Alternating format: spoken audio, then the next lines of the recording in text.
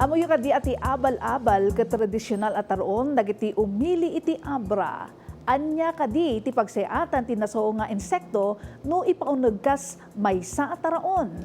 Amon manipod kini Dianne Monica Tucay. Anya kadi ti Abal-Abal.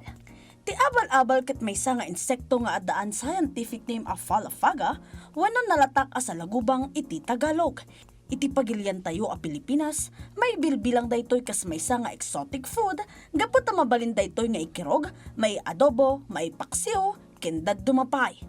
Iti panagrugi ti Hunyo, kagiddan iti panagtutudo, iti rabii, rumwar dagiti Abal-Abal kadagiti karayan ken taltalon.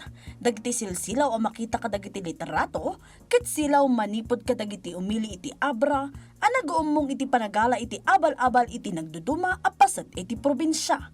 Dagiti silaw ti flashlights akasla rumimat-rimat abituan iti adayo.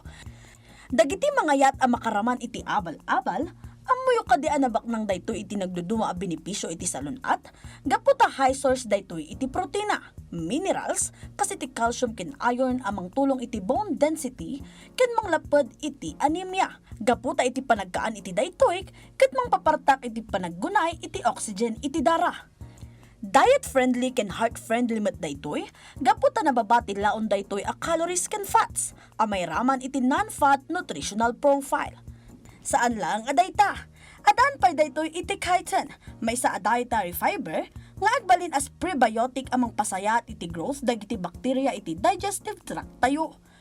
No pay natangkan ti payaken kayo manggi aging ganangisik ti maris daytoy, no mailuto, ket kasla pasayan ti raman na no may kirog.